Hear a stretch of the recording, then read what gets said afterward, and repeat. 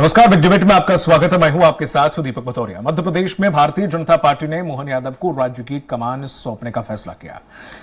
BJP विधायक दल की बैठक में मुख्यमंत्री शिवराज सिंह चौहान ने मोहन यादव के नाम का प्रस्ताव किया और उनका मौजूदा विधायकों ने समर्थन करते हुए विधायक दल का नेता चुन लिया। मोहन यादव संघ के करीबी हैं और उनका मालवा से नाता है। अब राज्य की कमान शिवराज सिंह चौहान की जगह मोहन यादव के हाथों में होगी। सीएम चुने जाने के बाद शिवराज सिंह चौहान ने उन्हें मिठाई खिलाकर शुभकामनाएं दी हैं। आज चर्चा इसी मुद्दे को लेकर सबसे पहले देख लेते हैं रिपोर्ट। मोहन यादव मध्य प्रदेश के नए मुख्यमंत्री होंगे। वे उज्जैन दक्षिण से विधायक हैं और शिवराज सिंह सरकार में उच्च शिक्षा मंत्री रह चुके हैं। ओबीसी समाज से आने वाले मोहन यादव के नाम पर बीजेपी विधायक दल की बैठक में मोहर लगी। साल 2013 में वे पहली बार उज्जैन दक्षिण सीट से विधायक बने थे। 2018 के मध्य प्रदेश विधानसभा चुनाव में एक बार फिर उज्जैन दक्षिण सीट से जनता ने उनको विधायक चुना। 2 जुलाई 2020 को शिवराज सिंह चौहान सरकार में वे कैबिनेट मंत्री बने और उनको उच्च शिक्षा मंत्री का कामकाज सौंपा गया। उनकी छवि हिंदूवादी नेता की रही है और मोहन यादव आरएसएस के भी करीबी माने जाते हैं। 25 मार्च 1965 को उज्जैन में जन्मे मोहन यादव ने बीएससी, एलएलबी, पॉलिटिकल साइंस में एमए, एमबीए और पीएचडी की हुई है। सूत्रों के मुताबिक एमपी में 2 डिप्टी सीएम होंगे। बताया जा रहा है कि जगदीश देवड़ा और राजेंद्र शुक्ल को डिप्टी सीएम बनाया जा सकता है, जबकि नरेंद्र सिंह तोमर स्पीकर होंगे। मोहन यादव के सफर पर एक नजर। मोहन यादव एबीवीपी से जुड़े रहे हैं। 1982 में वे माधव विज्ञान महाविद्यालय के छात्र संघ के सह सचिव रहे। साल 1984 में वे एबीवीपी उज्जैन के नगर मंत्री और 1986 में विभाग प्रमुख चुने गए। साल 1988 में वे एमपी एबीवीपी के प्रदेश सह मंत्री और राष्ट्रीय कार्यकारिणी के सदस्य बने। 1989 से 90 में वे एबीवीपी के प्रदेश इकाई के प्रदेश मंत्री और 1991-92 परिषद के राष्ट्रीय मंत्री बने। 1993 से 95 तक वे उज्जैन नगर में आरएसएस के सह खंड कार्यवाह बने।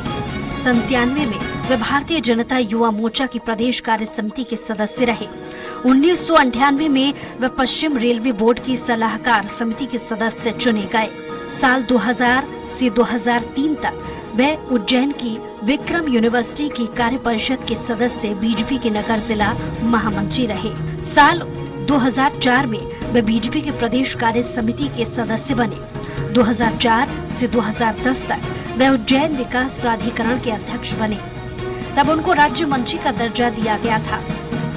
वे साल 2011 से 2013 में एमपी पर्यटन विकास निगम भोपाल के अध्यक्ष, कैबिनेट मंत्री, बीजेपी के प्रदेश कार्यकारिणी के सदस्य रहे।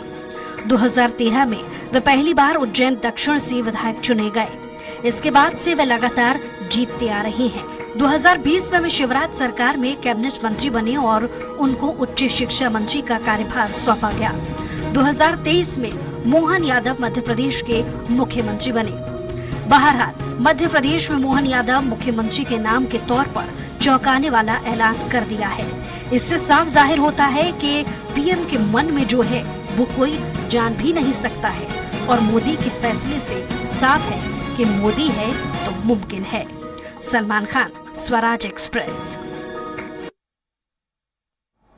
और इसी मुद्दे पर चर्चा करने के लिए खास पैनल हमारे साथ जुड़ा हुआ है। बीजेपी प्रवक्ता हैं अजय धवले जी। धवले जी, आपका बहुत बहुत स्वागत है। कांग्रेस प्रवक्ता हैं आनंद तारड़ जी। आनंद जी, आपका बहुत बहुत स्वागत है। और वरिष्ठ पत्रकार हैं अवधेश भार्गव जी। अवधेश जी, आपका भी बहुत बहुत स्वागत है। धवले जी, जिस तरह से आप हमेशा ऐसा क्यों करते हैं कि चाहे मीडिया हो, चाहे वो राजनीतिक विश्लेषक हो, सबको हमेशा फेल कर देते? किसी ने नहीं सोचा था कि ऐसे आप मैदान में सांसदों को उतार देंगे, आपने उतार दिया। उसके बाद सीएम चेहरा बिल्कुल ही जुदा आपने जो चूज किया, वो भी किसी ने कयास नहीं लगा रहे थे। अच्छे से अच्छे दिग्गज है, बस वही 4-5 नाम चला रहे थे, उनमें से तो आपने बहुत दूर दूर तक किसी को नहीं छुआ। तो ऐसे थॉट्स लाने की वजह या फिर मोहन यादव को चुनने की वजह के पीछे क्या खास वजह है जिसके मोहन यादव ही आपको 230 विधायकों में सबसे बेस्ट लगे, बाकी आपको 166 में से सबसे बेस्ट वही लगे? देखिए दीपक जी, भारतीय जनता पार्टी हमेशा कार्यकर्ता भाव से काम करने वाला दल है। यहाँ कोई कार्यकर्ता ही नेता बनता है, कार्यकर्ता ही विधायक बनता है, कार्यकर्ता ही मंत्री तक के बने। हमारे प्रधानमंत्री जी स्वयं कहते हैं कि मैं एक कार्यकर्ता हूं भारतीय जनता पार्टी का, उसके बाद देश का प्रधान सेवक हूं। तो निश्चित रूप से आपको ये देखना पड़ेगा, जब राजनीति में ऐसा दल जो लोकतांत्रिक प्रक्रिया से अपने नेता को चुनाव करता है और जो हमेशा चौंकाने वाले फैसले नहीं लेता, वो सोच समझकर अपनी रणनीति बनाता है, उसके पीछे कारण होते हैं। देखिए, हम लोग जनरेशनल जो शिफ्ट करना था भारतीय जनता पार्टी, क्योंकि 5वीं बार मध्य प्रदेश में भारतीय जनता पार्टी की सरकार बनी है और आप देख रहे हैं कि ये पूरा का पूरा 2003 से लेके 23 तक के जो परिपाटी चली आ रही थी, 2023 में उसको बदल दिया गया। क्योंकि आप लोकतंत्र में अगर बदलाव खुद नहीं करेंगे तो जनता बदलाव करती है। और निश्चित रूप से आदरणीय प्रधानमंत्री श्री नरेंद्र मोदी जी के देश में जब से उन्होंने सत्ता संभाली है, उन्होंने लोकतांत्रिक प्रक्रिया से चुने हुए जनप्रतिनिधियों को महत्ता देने का और नए नए लोगों को महत्ता देने का, उनके योग्यता के अनुरूप उन्हें कार्य देने का काम किया है। आदरणीय मोदी जी की गारंटी और भाजपा के भरोसे को जमीन पे ले जाने वाली सरकार हमें बनानी थी। निश्चित रूप से इसीलिए मध्य प्रदेश की जनता ने जो अभूतपूर्व और ऐतिहासिक मैंडेट दिया था, उस मैंडेट का सम्मान करना था और मध्य प्रदेश की जनता को एक अच्छी सरकार मिले और नई सरकार मिले जो मध्य प्रदेश के भविष्य की नींव रखे। तो उसी तरह से आदरणीय मोहन यादव जी, जो हमारे उज्जैन दक्षिण से विधायक हैं, विद्यार्थी परिषद के पूर्व कार्यकर्ता है, संघ के पूर्व कार्यकर्ता है, तो उनके जो प्रगाढ़ उनका अनुभव है, उस अनुभव का लाभ लेने हेतु भारतीय जनता पार्टी ने उन्हें आज विधायक दल का नेता चुना है।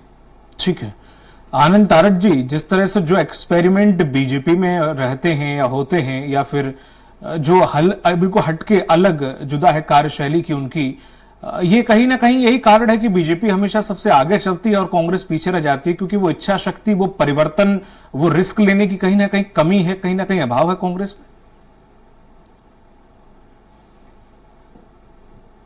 आनंद जी, आवाज आ रही है? जी जी सर, आपकी आवाज दर्शकों तक पहुंच रही है।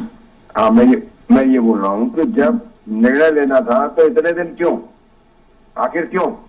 अगर मोहन यादव जी को बनाना था तो इतने दिन क्यों लगे? इसका मतलब कहीं ना कहीं डर पे आप थे।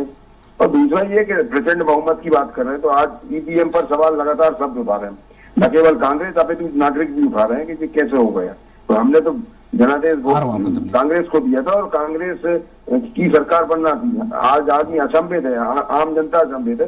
तो मैं तो मोहन यादव जी को बधाई देना चाहता हूँ कि कम से कम वो मुख्यमंत्री बन गए और मध्य प्रदेश के विकास की नई धारा का सूत्रकार करेंगे। जो वायदे भारतीय जनता पार्टी ने किए थे वो पूरे करेंगे। जहां तक प्रचंड बहुमत की बात है, तो निश्चित रूप से अभी मैं किसी दूसरे चैनल पे था, तो वहां पर भारतीय जनता पार्टी के प्रवक्ता कह रहे थे कि अभी हमारे 303 है, अगली बार हम 404 लेके आएंगे लोकसभा में। तो ये क्या, इनको अवधि ज्ञान है? कौन सा ज्ञान है? 404 जनता ने जनादेश दी, इसका मतलब कहीं ना कहीं ईवीएम का खेल है। और मैं तो ये बोल रहा हूँ कि उन्हें बिल्कुल वो 404 लेके आए, वो बैलेट पेपर से चुनाव करवाए, निश्चित रूप से उनका स्वागत है और करवाना चाहिए। जब संयुक्त विपक्ष इंडिया गठबंधन मान कर रहा है कि बैलेट पे हमें चुनाव बैलेट से करवानी चाहिए, तो सरकार नहीं। तो आनंद जी, ठीक है, अच्छी बात है, आपने बहुत अच्छी बात कही, पर यही बात अगर आप जब 2018 में तीनों राज्यों में आई थी सरकार, तब आप कहते सुनो हम भाई ये जीत नहीं मान रहे, अपनी बैलेट पेपर से एक बार फिर से करा लो। अब कर्नाटक, हिमाचल में जब आप जीते थे, आप ये कहते हम नहीं मान रहे कि हम जीते, एक बार फिर से करा लो बैलेट पेपर से। आपने कही नहीं ये बात, ये कांग्रेस के किसी ने नहीं कही। दीपक जी, कांग्रेस हमेशा से मांग करती थी, हमेशा से बात करती थी और हमेशा से करती थी और आगे भी कर रही है। और न केवल कांग्रेस, अभी तो पूरा विपक्ष बात कर रहा है। और अभी तो अब लोकसभा के चुनाव होना है ना। अगर भारतीय जनता पार्टी के प्रवक्ता बार बार एक ही बात बोल रहे हैं हमसे, और भी चैनलों पर सुना है मैंने कि 404 आएंगे अगली बार, तो हमारे भैया 404 आएंगे, तो इनके क्या पूर्वानुमान है हमारे इतने आएंगे? अच्छा, एक बात बताइए आनंद जी, आनंद जी, कहीं ना कहीं ईवीएम का खेल है इसमें। आनंद जी, अच्छा एक बात बताइए, चलिए ठीक है, आपने ये बात आप 3 से 4 बार कह चुके हैं। छत्तीसगढ़ में भूपेश बघेल जी कह रहे थे 75 सीटें लाएंगे, 75 से पार। ये तो आपने भी छत्तीसगढ़ में नारा दिया, यहां पर भी आप कह रहे थे कि 180 पार, 175 पार, 150 पार। तो क्या आपको पता था क्या? ये तो आदमी कहता ही है ना सर, कॉन्फिडेंस में। किसी के 400 बोले हैं हम 350 लेके आएंगे, तो ये आपने कहां से पकड़ ली बात कि वो ऐसे कह रहे थे? देखिए दीपक जी, देश के प्रधानमंत्री जब ये तीनों चुनाव हो गए तो 10 दिन पहले बोल रहे थे, रिजल्ट आने के पहले, कि हम स्पष्ट बहुमत से, प्रचंड बहुमत से मध्य प्रदेश, छत्तीसगढ़ और राजस्थान में सरकार बनाएंगे। इसका मतलब क्या होता है? जब देश का प्रधानमंत्री सबके, लेकिन अगर प्रधानमंत्री बोल रहा है कि हम लाएंगे, तो इसका मतलब तो कहीं ना कहीं है, सच्ची सुख तो कहीं ना कहीं आती है दीपक भाई। ठीक है, अवधेश भार्गव सर, आनंद जी का साफ कहना है कि बीजेपी बोल रही है, चूंकि जब भी चुनाव होते हैं तो वो लगभग बोलते हैं हम इतने पार या अब हम बहुमत से सरकार बना रहे हैं, तो वो बना लेती है। तो ये तर्क उनका, आप कितना सहमत हैं कि ये तर्क वाकई एग्जिस्ट करता है, इस पर बहस होनी चाहिए? किसका? आनंद तारड़ जी का कहना है, कांग्रेस प्रवक्ता जो हैं, जी जी। उनका यह कहना है कि बीजेपी, जैसे नरेंद्र मोदी ने कहा कि राजस्थान में हम इतनी सीटें लाएंगे या हम मध्य प्रदेश में बहुमत में आएंगे, तो वो आ गए, तो इन्हें पहले से पता था सब कुछ। देखिए ऐसा है, जब भी कोई व्यक्ति किसी प्रतियोगिता में जाता है तो वो ये मान के जाता है कि मैं इसमें सफल होऊंगा। कांग्रेस भी मध्य प्रदेश में ये कह रही थी, छत्तीसगढ़ में भी कह रही थी, राजस्थान में भी कह रही थी कि हम सफल होंगे, हमारा बहुमत से सरकार बनेगी।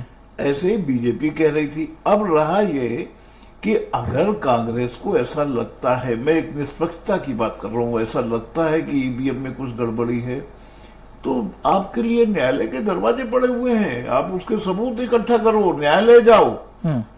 आपकी ही पूर्व प्रधानमंत्री थे राजीव गांधी जी, जो 20वीं सदी में से उठा के 21वीं सदी में भारत को ले आए थे। कंप्यूटर उन्हीं की देन है। आज ईवीएम मशीन से आप पुराना बैलगाड़ी की सवारी क्यों करना चाहते हैं कि आप कह रहे हैं बैलेट पेपर से कराया जाए? ईवीएम में अगर आपको कोई नुकसान दिख रहा है तो आप सबूत इकट्ठा करके जाओ।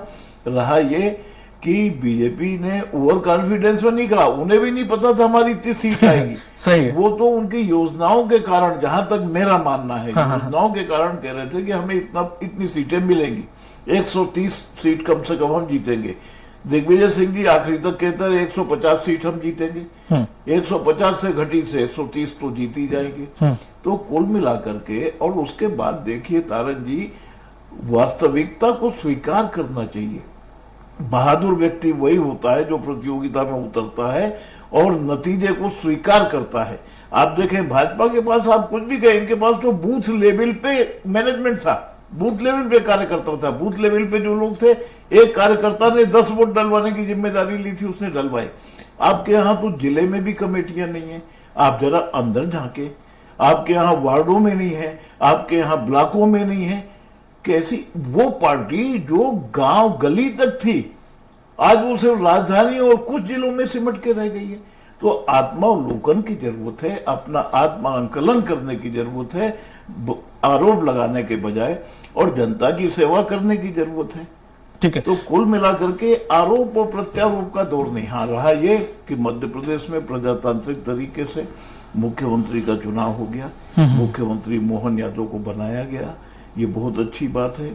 और ये प्रत्याशित नहीं था, सभी जो अटकलें लगा रहे थे, सही बात, बिल्कुल सही आप बात ये देखें, हाईकमान ने, भाजपा के हाईकमान ने बिल्कुल चौंकाने वाले रिजल्ट दिए। लेकिन हमें मीडिया को खासकर ये अनुमान था, जब छत्तीसगढ़ में आदिवासी मुख्यमंत्री दिया तो ये तय था कि राजस्थान और मध्य प्रदेश में एक बैकवर्ड से और एक एससी से।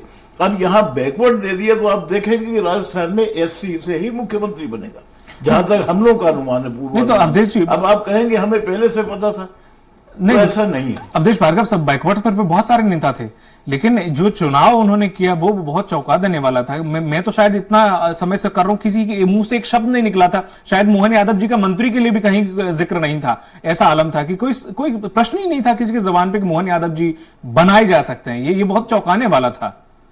जिस तरह से धवले जी, आपने 2 उप मुख्यमंत्री का जिक्र किया है, ऑफिशियली तौर पर अनाउंस हो चुका? जी, ऑफिशियली अभी ये मुख्यमंत्री जी का प्रेरोगेटिव होता है डिप्टी सीएम किसको बनाना है, तो आधिकारिक रूप से इसकी मुख्यमंत्री जी जब घोषणा करेंगे तो वो पता चल जाएगा।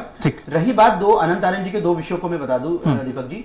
पहली बात तो आनंद तारड़ जी को ये पता कर लेना चाहिए कि कांग्रेस एक बार तो एडीआर गई है सुप्रीम कोर्ट में ईवीएम को लेके, दूसरी बार दिल्ली प्रदेश कांग्रेस कमेटी सुप्रीम कोर्ट गई थी और दोनों बार सुप्रीम कोर्ट के जस्टिस संजीव खन्ना ने इन्हें लताड़ दिया था। रही बात ये बैलेट पेपर की करते, तो ये मध्य प्रदेश में अगर बैलेट पेपर पे भारतीय जनता पार्टी से आगे है, छत्तीसगढ़ में कांग्रेस पार्टी बैलेट पेपर पे हार गई है। आप डेटा निकाल लीजिए और पता कर लीजिए, उसके बाद ही ईवीएम का डिबेट शुरू करें। रही बात भारतीय जनता पार्टी आपसे क्यों आगे, आप कह रहे हैं कि कैसे भारतीय जनता पार्टी बता सकती कि हम जीतेंगे। देखिए, मेहनत भी एक शब्द होती है और प्रयत्नों की पराकाष्ठा होती है। भारतीय जनता पार्टी का बूथ लेवल का कार्यकर्ता जितना काम करता है, जितना घूमता है, उतने आपके कमलनाथ जी नहीं घूमते। आपके कमलनाथ जी ने कितनी सभाएं की आप बता देंगे, और चौपर के सिवा इनके नेता घूमते नहीं है। तो निश्चित रूप से एक मेहनत करनी पड़ेगी, काम करना पड़ेगा और पहली बात देश की जनाकांक्षाओं को समझना पड़ेगा। जब आप देश की जनाकांक्षाओं को समझ जाएंगे तब निश्चित रूप से आप देश की राजनीति करने के लायक बनोगे। आज कांग्रेस मुझे नहीं लगता कि एक प्रादेशिक दल जैसा दल बन गया है जो ऐसे मुद्दे उठा के लाता है जो प्रासंगिक नहीं होते। आप जातिगत जनगणना 21वीं सदी में जातिगत जनगणना ला रहे हो, आप ओपीएस का मुद्दा तब ला रहे हो जब आज का पे स्केल किस लेवल पे पहुंच गया है। आप ऐसे ऐसे मुद्दे लाते हो जो वास्तव में देश में एग्जिस्ट नहीं कर रहे। आज इनके प्रियंका जी, इनकी राष्ट्रीय नेता है, प्रियंका जी का आज का ट्वीट पढ़ लेंगे दीपक जी। प्रियंका जी कह रहे हैं कि stop cease fire in Palestine. और पैलेस्टाइन में सीज फायर किसके विरुद्ध करवाने लगा रहे हो आप? हमास के विरुद्ध आप सीज फायर करवाने लगाओ। तो जब आपको देश की नीति क्या है, गवर्नमेंट ऑफ इंडिया का स्टैंड नहीं पता और इंटरनेशनल वर्ल्ड किसके साथ में खड़ा है, वर्ल्ड ऑर्डर किसके साथ में खड़ा है, आप एक इंटरनेशनल टेररिस्ट ऑर्गेनाइजेशन के साथ में खड़े होने की हिम्मत कर रहे हो, तो निश्चित रूप से देश की जनता आपको सबक सिखाएगी। और हम पुनः कह रहे हैं, ये आपकी डिबेट में कह रहे हैं आनंद तारण जी कि 400 अगर मोदी जी लेके आए तो वो कोई अतिशयोक्ति नहीं होगी, क्योंकि हम मेहनत कर रहे हैं, कार्य कर रहे हैं, उसकी वजह से 400 की आएंगी। ठीक है धवले जी, ये 2 डिप्टी सीएम का जो कॉन्सेप्ट यूपी से, यूपी बड़ा राज्य है, समझ में आता है वहां पर। यहां पर चूंकि लोगों को साधना है, इस वजह से अब 2 डिप्टी सीएम होंगे, जाहिर सी बात है, अच्छी बात है, 2 डिप्टी सीएम है, कार्यभार कम होगा, थोड़ा सा बजट भी सरकार का बढ़ेगा, इस पर अतिरिक्त भार भी आता है क्योंकि सिक्योरिटी बाकी इंतजाम भी लगता है। तो अब ऐसे में 2 उप मुख्यमंत्री की जरूरत थी कि सिर्फ अपने संगठन को साधना है, लोगों को साधना है, इसलिए 2 मुख्यमंत्री भी बना दो? देखिए दीपक जी, गवर्नेंस का मॉडल अब हम 21वीं सदी में आगे बढ़ गए और हमने एक ऐसे भारत को, विकसित भारत बनाने की ओर चल रहे हैं जहां हमें मध्य प्रदेश को भी कंट्रीब्यूट करना है। तो 2 डिप्टी सीएम आएंगे तो पहले तो एक तो सभी वर्गों को स्थान मिलेगा, सभी संभागों को स्थान मिलेगा और निश्चित रूप से कार्यभार बटेगा। आप देखेंगे कि सुशासन अगर आपको करना है, गुड गवर्नेंस आपको करना है, तो नित नए आयाम गढ़ने पड़ेंगे। उत्तर प्रदेश में हमारा मॉडल सक्सेसफुल रहा तो बाकी अन्य राज्यों में भी इसे भारतीय जनता पार्टी लागू कर रही है और आपको भारतीय जनता पार्टी की कार्यपद्धति से और सरकार की कार्यपद्धति से, इस डिप्टी सीएम, 2 डिप्टी सीएम के फॉर्मूले से आपको निश्चित रूप से जमीनी स्तर पे बदलाव दिखेंगे। ठीक है, लेकिन 2 डिप्टी सीएम की अगर जो बात कर रहे थे आप, उनमें भी दोनों नाम बिल्कुल ही भिन्न आपने चूज कर दिए। उसमें भी जो नाम 4-5 चल रहे थे, चलिए ठीक है, सीएम शिवराज सिंह चल रहा था, विजयवर्गीय जी का चल रहा था, सिंधिया जी की, चलो ठीक है, वो केंद्रीय नेता है, हो सकता है राज्य की राजनीति में इंटरेस्ट ना होने, ठीक, और भी नेता थे, गोपाल भार्गव जी थे, कितने तमाम नेता थे, आपने उनमें से कोई चूज नहीं किया, आपने 2 नाम इसमें से फिर ऐसे निकाल लिए। दीपक जी, मैंने जैसे कि मेरे ओपनिंग स्टेटमेंट में कहा था कि भारतीय जनता पार्टी आदरणीय प्रधानमंत्री नरेंद्र मोदी जी के नेतृत्व में, हमारे केंद्रीय गृह मंत्री अमित शाह जी के नेतृत्व में और हमारे मार्गदर्शक जेपी नड्डा जी के नेतृत्व में जनरेशनल शिफ्ट पे काम कर रही है। देखिए, आज देश जो चाह रहा है वो आपको देना पड़ेगा। आज देश की इच्छाओं आकांक्षाओं का सम्मान करना पड़ेगा। ये अभूतपूर्व मैंडेट आपकी 20 वर्ष की सत्ता के बाद में आपको अगर मिल रहा है तो कहीं ना कहीं लोगों की आकांक्षा बनती है कि उन्होंने नए चेहरों को देखना है और यही आदरणीय मोदी जी करने का प्रयत्न करते हैं और वो जो उन्होंने मध्य प्रदेश के बारे में किया है। और हमने नारा दिया था कि एमपी के मन में मोदी और मोदी जी के मन में एमपी है। तो भारतीय जनता पार्टी को जो अभूतपूर्व मैंडेट मिला, इस मैंडेट का सम्मान करने के लिए आपको ये जनरेशनल शिफ्ट देना पड़ेगा, क्योंकि आपसे युवा वर्ग भी जुड़ना चाहिए, नए लोग भी जुड़ने चाहिए, नया वोटर्स भी जुड़ना चाहिए और नए लोग आएंगे, नई उनकी योग्यता अनुरूप कार्य करेंगे, नए कल्चर से काम करेंगे, तो निश्चित रूप से प्रदेश को इससे फायदा ही होगा। राजनीतिक गलियारों में खबर है जी कि नरेंद्र सिंह तोमर जी को विधानसभा अध्यक्ष बना के उनका राजनीतिक करियर लगभग अब हाशिए पर कर दिया है। देखिए, नरेंद्र सिंह तोमर जी के बारे में आप पता करेंगे तो नरेंद्र सिंह तोमर जी भारतीय जनता पार्टी के 2 बार के प्रदेश अध्यक्ष रह चुके हैं, केंद्रीय मंत्री रह चुके हैं और भारतीय जनता पार्टी के चुनाव में, इस चुनाव में उन्होंने अगुवाई की है। जब आपके पास इतनी योग्यतावान नेता है और अगर विधानसभा स्पीकर अब संगठन उनको दायित्व देता है तो निश्चित रूप से उनकी जो अनुभव है, सांगठनिक अनुभव है, उनका प्रशासनिक अनुभव, इसका लाभ मध्य प्रदेश विधानसभा को निश्चित रूप से मिलेगा और उनका जो अपने आप में ओवर आइटम रहा है राजनीति का, तो उससे जो नए विधायक आए हैं उन विधायकों को भी फायदा ही होगा। ठीक है, आनंद जी, जिस तरह से देखें, एक कार्यकर्ता ही मान लें, ज्यादा अगर देखें स्टूडेंट राजनीति को अगर छोड़ दें तो 3 बार के विधायक रहे हैं मोहन यादव सर। तो अब ऐसे में एक कार्यकर्ता ही, क्योंकि मान के चल के हम बात करें, अगर यही चीज अगर आपके में होती तो शायद आप इतना एक्सपेरिमेंट कभी नहीं करते और शायद कोई जमीनी कार्यकर्ता कभी मुख्यमंत्री की या प्रदेश अध्यक्ष की चेयर तक नहीं पहुंच पाता है। ऐसा बीजेपी आरोप लगाती रही हमेशा और वो कहीं ना कहीं दिखता भी है। बीजेपी का तरीका अलग है, हमारा तरीका अलग है, लेकिन भारतीय जनता पार्टी बोल रही है कि हमारे लोकतांत्रिक कहां से, ये तो सब ऊपर से दिए गए हैं ना, विधायकों ने नहीं चुने नेताओं। दूसरा भी सदी की बात कर रहे थे कि आज आईटी का युग है इसका। आपको अगर याद होगा कि जब 21वीं सदी की बात की थी 20वीं सदी में राजीव गांधी ने, तब आदरणीय अटल जी जो हमारे प्रधानमंत्री थे वो बैलगाड़ी लेके गए थे संसद में, ये जो राजनीतिक मामले हैं, ये राजनीतिक के हिसाब से अपनी जगह सब सही है, लेकिन जो भी राजनीतिक दल है इन बातों को गंभीरता के साथ देखें। जैसे मध्य प्रदेश में 230 विधायक हैं, 2 डिप्टी सीएम दे दिए, राजस्थान में भी 2 डिप्टी सीएम दे दिए इन्होंने। तो निश्चित रूप से कहीं ना कहीं भारतीय जनता पार्टी को अंदर खाने में डर है, और ये सब चीजें सामने आ रही हैं। भाई आज अगर ऐसा नहीं होता तो क्या है को भारतीय जनता पार्टी के कार्यालय में प्रहलाद पटेल के जिंदाबाद के नारे लगते, शिवराज सिंह चौहान के जिंदाबाद के नारे लगते, भाई जो पदाधिकारी बनाए उनके जिंदाबाद के नारे लगना चाहिए। ये चीज कहीं कहीं जो वरिष्ठ नेता है उनको कहीं ना कहीं क्षोभ है। ये बातें तो बहुत बड़ी बड़ी करते हैं। अभी भारतीय जनता पार्टी के प्रवक्ता कह रहे हैं कि हम 400 के पार जाएंगे। इसका मतलब ये है कि कहीं ना कहीं, जो मैं बार बार बोल रहा हूँ ईवीएम का मामला, मैं तो निर्वाचन आयोग और सरकार से निवेदन करता हूँ कि जब संयुक्त विपक्ष इंडिया गठबंधन मांग करता है भाई यहाँ बैलेट पेपर से चुनाव होने चाहिए, तो बैलेट पेपर से चुनाव करवा दें, क्या जरूरत है ईवीएम की। अरे भाई जिन राज्य देश ने ईवीएम बनाई है, या संसार के बहुत सारे देश ईवीएम का बहिष्कार कर चुके, तो हमें क्या दिक्कत है। हमारा लोकतंत्र मजबूत था, है और आगे भी मजबूत रहे, तो हमें इन सब चीजों की बात करनी चाहिए जिससे कि लोकतांत्रिक व्यवस्था पे कहीं कोई आंच ना आए, कोई उसमें उंगली ना उठाए, तो उसको करने में क्या दिक्कत है। और मैं तो आपके माध्यम से इंडिया गठबंधन से भी अनुरोध करना चाहता हूँ, निश्चित रूप से अगर इस बात को गंभीरता के साथ रखे, और अगर सरकार ना माने तो आने वाले समय में अगर बैलेट से चुनाव ना करवाए तो अगले चुनाव का भी उन्हें बहिष्कार करने चाहिए। क्योंकि जब लाखों करोड़ों अरबों रुपया सरकार का खर्च होता है, तो अगर वैसे ही सरकार हाईजेक कर लेती इन सब चीजों को, तो जरूरत क्या चुनाव कराने की। सही बात है, बिल्कुल सही कह रहे हैं रिकॉर्ड आप। कर लेना। और उम्मीद है कि आप लोग इस पर एक होंगे और आने वाले लोकसभा चुनाव में दम भरेंगे, और उम्मीद है कि आप लोग जिद पे अड़े रहेंगे, जो मुमकिन होगा करेंगे। आने वाले लोकसभा चुनाव बैलेट पेपर से ही कराएंगे, मेरी भी शुभकामनाएं हैं। अवधेश भार्गव जी, सर आप तक आवाज आ रही है? अवधेश भार्गव सर जी, जिस तरह से देखिए, जो मुख्यमंत्री का चुनाव और उप मुख्यमंत्री का चुनाव जिस तरह से बीजेपी को किया है, समीकरण को बहुत साधने की कोशिश की गई है। और मंत्रिमंडल में भी हम, इसमें कोई अत्युक्ति नहीं, हम पहले से किसी का नाम नहीं लेंगे, मैं तो स्पेशली बिल्कुल नहीं लूंगा क्योंकि बिल्कुल हटके चीजें होंगी, इसमें भी हो सकता है देखने को मिले। तो क्या कह सकते हैं कि ये जो पूरा कवायद चल रही है कितनी सही है और कितनी गलत है, क्या इसका फायदा मिलने वाला है भविष्य में? नहीं, देखिए जिस प्रकार से मुख्यमंत्री का चयन पार्टी हाईकमान ने बीजेपी के किया है, वो उनका अपना अधिकार था, लेकिन प्रदेश की जनता को, जहां तक मैं निष्पक्ष बात करूं, प्रदेश की जनता को ये जरूर बुरा लगा कि शिवराज सिंह चौहान को कम से कम लोकसभा चुनाव तक तो मौका देना था, क्योंकि उन्होंने जो घोषणाएं की हैं पार्टी की तरफ से, उनके दिमाग में होगा कि कहां से फंड का इंतजाम करेंगे, कहां से इन घोषणाओं को पूरा करेंगे। और नया मुख्यमंत्री हमारे डॉक्टर मोहन यादव आए हैं, तो इनको अभी इसमें समझने में थोड़ा 1-2 महीने का वक्त लग जाएगा। तो इससे जो भाजपा ने सोचा है वो पॉजिटिव भी हो सकता है, जैसे किसी दवा का पॉजिटिव एक्शन होता है और कुछ रिएक्शन भी होता है, तो रिएक्शन भी हो सकता है, दोनों चीजें हो सकती हैं। लेकिन भाजपा में रिएक्शन होना थोड़ा मुश्किल है, कारण है कि कैडर बेस्ड पार्टी है, यहाँ कार्यकर्ता कितना ही नाराज हो उसको मना लिया जाता है, उसको समझा लिया जाता है।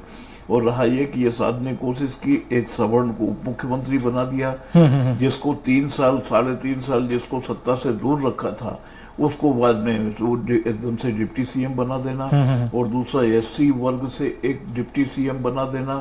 तो कुल मिलाकर के तीनों वर्ग को साधा गया है, सवर्ण को भी, बैकवर्ड को भी और एससी को भी, और छत्तीसगढ़ में आदिवासी कार्ड खेला गया है। अब नजरें राजस्थान पर है, लेकिन मध्य प्रदेश में बगावत जैसी कोई बात नजर अभी दूर दूर तक नहीं आ रही है, सही और न होगी। बिल्कुल, बहुत बहुत शुक्रिया इस चर्चा में शामिल होने के लिए। आनंद जी आपका, डब्ल्यू जी आपका, और भार्गव सर आपका भी। तो जिस तरह से देखा जाए मध्य प्रदेश में जिस तरह मुख्यमंत्री का चुनाव हुआ वो चौंका देने वाला था, 2 डिप्टी सीएम का भी नाम सामने आया, वो भी थोड़ा हैरान कर देने वाला था, लेकिन समीकरण और चुनाव आलाकमान ने किया है, बड़ा सोच समझकर किया होगा। और अब देखना यह होगा कि आखिर कैबिनेट में मंत्री कौन कौन से शामिल होते हैं, उन्हें किस किस को जगह मिलती है और किस किस को नहीं मिलती। मुझे दीजिए इजाजत, नमस्कार।